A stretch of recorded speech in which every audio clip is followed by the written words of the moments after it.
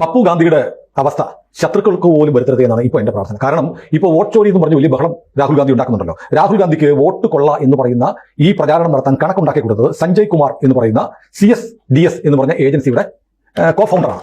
ആ ഏജൻസിയാണ് ഈ ഡാറ്റ മുഴുവൻ ഉണ്ടാക്കി കൊടുത്തത്. അദ്ദേഹം ഇന്ന് പറഞ്ഞിരിക്കുന്നു, ട്വീറ്റിട്ട് പറഞ്ഞിരിക്കുന്നു, പറ്റിപ്പോയി, അബദ്ധം പറ്റി, എനിക്ക് കണക്കെല്ലാം തെറ്റിപ്പോയി. 2024 ലോക്സഭാ മണ്ഡലത്തിലെ കണക്കെന്ന് പറഞ്ഞ് എന്റെ ടീം എടുത്തത് മുഴുവൻ അസംബ്ലി മണ്ഡലത്തിലെയാണ്, തെറ്റുപറ്റി, ഞാൻ എല്ലാ ഡാറ്റയും റിമൂവ് ചെയ്യുന്നു.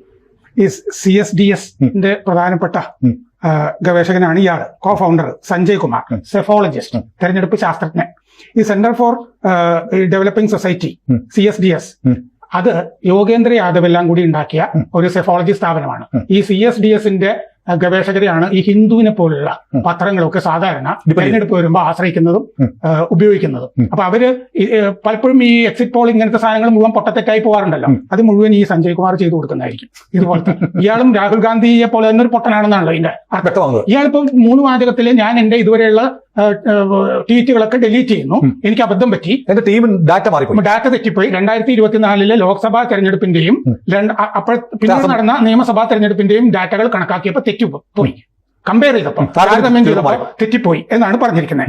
ഇത് ഒരു വാചകത്തിൽ പറഞ്ഞങ്ങനെ തീർക്കാൻ പറ്റില്ലല്ലോ. കാരണം രാഹുൽ ഗാന്ധി കർണാടകയെ പറ്റി പറയുന്നത് അതിന്റെ പ്രിമൈസ് തന്നെ തെറ്റാണെന്ന് നമ്മൾ എപ്പോഴും പറയാതെ ആധാരം. കാരണം ഇയാൾ പറഞ്ഞത് 7 സ്ഥലത്ത് മഹാദേവപുര ഉൾപ്പെടെ എല്ലായിടത്തും ലീഡുണ്ടായിരുന്നു, മഹാദേവപുരം ഒഴിച്ച് ബാക്കി എല്ലായിടത്തും 8 മണ്ഡലം, നിയമസഭാ മണ്ഡലം, ഇങ്ങനത്തെ കണക്ക് മുഴുവൻ ഈ സഞ്ജയ് കുമാർ ഈ കണക്ക് മുഴുവൻ ഉണ്ടാക്കിയിട്ട് അവസാനം ഈ കോടതി വിധിയിൽ അവസാനം ഓപ്പറേറ്റിംഗ് പാർട്ട് ഉണ്ടാവില്ലേ എന്ന് പറഞ്ഞ പോലെ ഒരു സാധനം എഴുതി കൊടുത്തിട്ടുണ്ട് രാഹുൽ ഗാന്ധിക്ക്. അതാണ് രാഹുൽ ഗാന്ധി മൊത്തം വോട്ടർമാരുടെ എണ്ണം കോൺഗ്രസിന്റെ വോട്ടൊക്കെ ആയിട്ട് പറഞ്ഞില്ലേ. ഇനി ഇയാൾ ഡിലീറ്റ് ചെയ്ത ട്വീറ്റുകൾ ഉണ്ടല്ലോ ഈ സഞ്ജയ് കുമാർ, അതിൽ നിന്ന് ഞാൻ 1-2 ഉദാഹരണം പറയാം ഇയാൾ എന്താണ് പറഞ്ഞിരുന്നത് എന്ന്.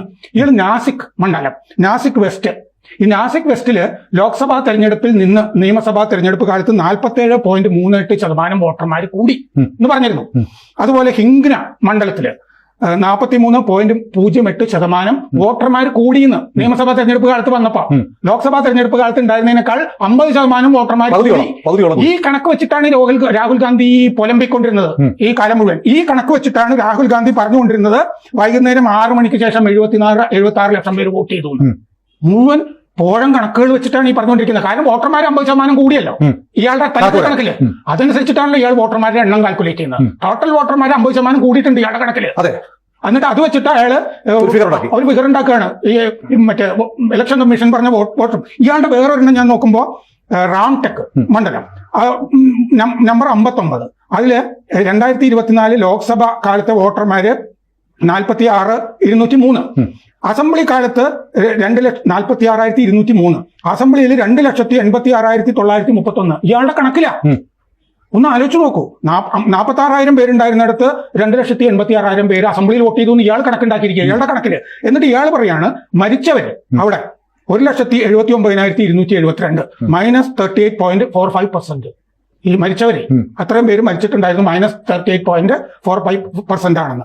പിന്നെ ദേവ്ലാല മണ്ഡലം ഇയാൾ പറയാണ് 2024 കണക്ക് ലോക്സഭയില് 4,56,072, അസംബ്ലിയിൽ 2,88,141. അവിടെ കുറച്ചിരിക്കുകയാണ് അസംബ്ലിയിൽ വരുമ്പോൾ. മരിച്ചവർ എന്ന് പറഞ്ഞിട്ട് 1,67,931 പേര് 36.848% ആളുകൾ എടുത്ത് കളഞ്ഞു ഇയാളുടെ കണക്ക്. ഇങ്ങനെയാണ് ഇയാൾ കണക്കുണ്ടാക്കിയിരിക്കുന്നത്. ഒരു മണ്ഡലത്തിൽ ലോക്സഭ കഴിയുമ്പോൾ നിയമസഭ വരുമ്പോഴേക്കും 38%, 40% ആളുകൾ മരിച്ചുപോയി. അങ്ങനെ കുറച്ചിരിക്കുന്നു. ഇത് BJPക്ക് ജയിക്കാൻ വേണ്ടിയിട്ടാണ് ആ മരിച്ചു എന്ന് പറഞ്ഞ് കാൽക്കുലേറ്റ് ചെയ്തൊക്കെ കോൺഗ്രസ്സുകാരാണ്. ഇങ്ങനെയാണ് ഈ ഒരു തിരക്കഥ ഉണ്ടാക്കി ഇയാൾ വെച്ചിരിക്കുന്നത്. ഇത് എന്തൊരു തട്ടിപ്പാണ്. ഇത് നമ്മളൊക്കെ ആദ്യമേ ഇത് പറയുന്നുണ്ട്. അല്ല, എനിക്ക് തോന്നുന്നു ഇപ്പോ ഇത് ഇലക്ഷൻ കമ്മീഷനും സീരിയസ് ആയിട്ട് എടുത്തു. ഈ രാഹുൽ ഗാന്ധിക്ക് 7 ദിവസത്തെ സമയം കൊടുത്തു. 7 ദിവസം കഴിഞ്ഞ് കഴിഞ്ഞാൽ പണി വരികയാണ്. അത് കണ്ടിട്ട് അബദ്ധം പറ്റി എന്ന് പറഞ്ഞ് ഇയാൾ ഒരു മുൻകൂർ ജാമ്യം എടുത്ത് ഊരിയിരിക്കുകയാണ്. രാഹുൽ ഗാന്ധി രക്ഷപ്പെടുത്തിയിരിക്കുകയാണ്. എനിക്ക് തെറ്റുപറ്റിയതാണ്, രാഹുൽ ഗാന്ധി മാന്യനാണെന്ന് പറയുകയാണ് ഇയാൾ. അതെങ്ങനെയാണ് ഇയാൾ നിയമ നടപടി ഉള്ളതില്ല. ഇല്ല, വ്യാജ ഡാറ്റ ഉണ്ടാക്കി ഇയാൾ പബ്ലിഷ് ചെയ്തിട്ടുണ്ട്. ഇപ്പോ സുനിൽ ഒരു വ്യാജരേഖ ഉണ്ടാക്കി എനിക്ക് തന്നിട്ട് ഞാൻ ഈ വ്യാജരേഖ കൊണ്ട് എവിടെയെങ്കിലും സമർപ്പിച്ച സുനിലും ഞാനും കുറ്റവാളിയാണ്. രാഹുൽ ഗാന്ധി ഇതിൽ നിന്ന് എങ്ങനെയാണ് തടുതപ്പുന്നതിന് രക്ഷപ്പെടുത്തുന്നു? അയാളല്ലേ ഇത് പറഞ്ഞുകൊണ്ടിരുന്നത്. അപ്പൊ ഇതിന് ജനപ്രാതിനിധ്യ നിയമത്തിൽ പറഞ്ഞിട്ടുണ്ട് അണ്ടർ ഓത്ത് മോനെ നീ ഇതല്ലേ ഇലക്ഷൻ കമ്മീഷൻ സത്യമല്ലേ പറഞ്ഞുകൊണ്ടിരുന്നത് എന്ന്. ഇപ്പൊ പറഞ്ഞെന്താന്ന് വെച്ചാൽ ഇയാൾ കൊണ്ടുപോയി അങ്ങനെ കൊടുക്കില്ല. കാരണം ഇയാൾക്ക് തന്നെ ഇയാൾ പറഞ്ഞിരിക്കുന്ന കള്ളക്കണക്കാന്ന് അറിയാം.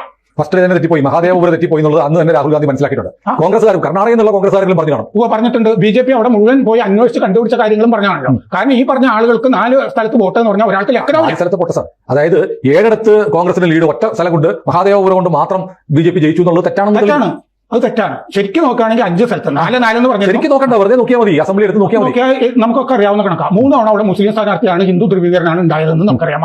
അപ്പൊ കോൺഗ്രസ് സിദ്ധരാമയ്യയും ഒക്കെ വിളിച്ചു പറയണം മണ്ടത്തരാണ് കേട്ടോ, അബദ്ധമാണ്. ഖാർഗെ വരെ പറഞ്ഞു കാണും തെറ്റാണ്, ബാംഗ്ലൂർ സെൻട്രൽ ഇങ്ങനെ അല്ല.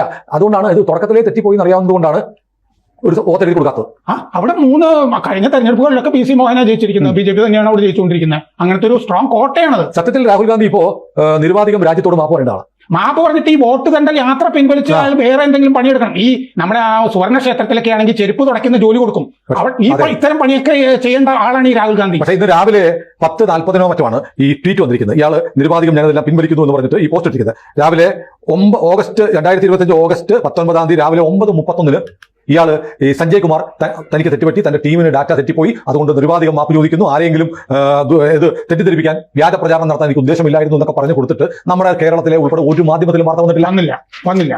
നാഷണൽ ചാനലുകൾ ചെറുതായിട്ട് ഈ സഞ്ജയ് കുമാർ എന്നൊക്കെ പറയുന്നുണ്ടായിരുന്നു. അപ്പോ ഇതില് രാഹുൽ ഗാന്ധി ഈ വോട്ടർമാരോട് മൊത്തം മാപ്പ് പറയണം. കാരണം ഇപ്പോ RJDയുടെ ചെലവിൽ ബീഹാർ മനോരമയുടെ റിപ്പോർട്ടിൽ തന്നെ RJD പ്രവർത്തകരാണ് എല്ലായിടത്തും കാണുന്നത്. കോൺഗ്രസ് ഇല്ല. പിന്നെ കുറച്ച് മുസ്ലിം വോട്ടുകൾ അവിടെ നിന്ന് ഇവിടുന്ന് തടുത്തുകൂട്ടാം. മഹാദേവപുര തന്നെ നോക്കാം, 3 തവണ അവിടെ മുസ്ലിം സ്ഥാനാർത്ഥിയാണ് കോൺഗ്രസ് നിർത്തിയിരിക്കുന്നത്. എന്ന് പറഞ്ഞാൽ ഹിന്ദു വോട്ട് ഇനി ഇവിടെ കിട്ടില്ല, അവിടെ കുറച്ച് മുസ്ലിം വോട്ട് അവിടെ നിന്ന് ഇവിടുന്ന് കിട്ടുമെന്ന് നോക്കുകയാണ്. അതിന്റെ കൂടെ കുറെ സുഡാപ്പി ചാനലുകൾ ഇങ്ങനത്തെ കുറെ ആളുകളും കൂടി ചേരും.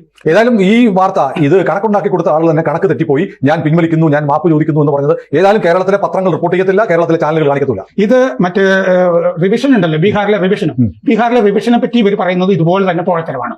അയാൾ രാഹുൽ ഗാന്ധി പറഞ്ഞ ന്യായങ്ങൾ വെച്ച് തന്നെ ഇത്തരം റിവിഷൻ ഇന്ത്യ ഒട്ടാകെ നടക്കേണ്ടതാണ്. കാരണം 2 സ്ഥലത്തുള്ളത് 4 സ്ഥലത്തുള്ളത് എല്ലാം ഒഴിവാക്കണം. ആ ഒഴിവാക്കുന്ന പണിയാണല്ലോ ബീഹാറിൽ നടക്കുന്നത്. അയാൾ ബീഹാറിൽ ഈ യാത്ര നിർത്തിവെച്ചിട്ട് ഈ ഇന്റൻസീവ് റിവിഷൻ അതിനെ സപ്പോർട്ട് ചെയ്യുക, ഈ ചെയ്ത വൃത്തികേടിനൊക്കെ മാപ്പ് പറയാം.